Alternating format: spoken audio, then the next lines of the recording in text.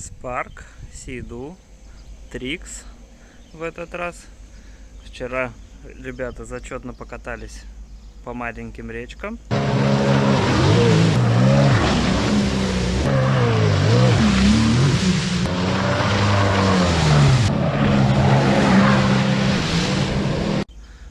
Один из участников не справился с управлением, по его словам, заглох мотоцикл, и он ничего не смог сделать. В общем, он боком влетел в дерево, и получилась такая вот печалька. Но ребята хотят продолжения покатушек. Будем сегодня по-быстренькому это дело исправлять. Снимаем корпус. Это мы уже показывали. И будем паять. Так, добрались мы до трещины. Тут вышли немножко детальки. Сейчас будем греть феном, вставлять их на место, потом пропаивать и сеточкой. Нагреваем до такой степени, что рукой горячо дотронуться. Значит, будет пластик уже прогрет, и можно будет с ним что-то делать. Для большей эффективности можно с той стороны проклеить алюминиевый скотч, чтобы лучше прогревался, и будет быстрее процесс.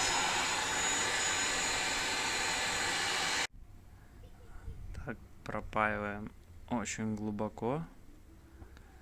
С одной рукой не сильно удобно снимать и делать это, но процесс как-то так.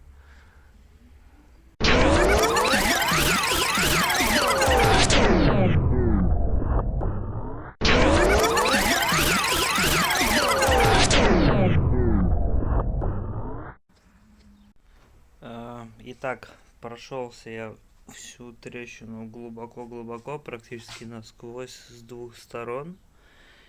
Все швы.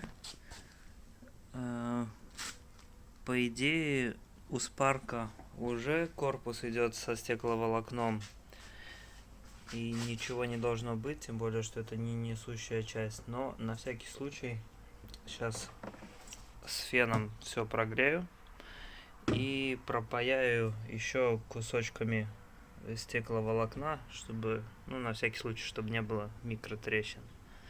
Потом покажу, что получилось. Вот так вот получилось все хорошенько, глубоко пропаяно в несколько слоев вместе со стекловолокном. Дальше еще немножко это усилим. Я взял кусочки от донора битого. Их сейчас расплавим, и это потолще сделаем слой на борту. Дальше будем марафетить визуальную часть. Ну, на выходе вот такая штука у нас получилась. Практически не видно. Здесь усилено, а со стороны как новенький. Ну вот, завершилась реставрация корпуса. Думаю, что неплохо получилось. Ничего не видно. А сдалека как новенький.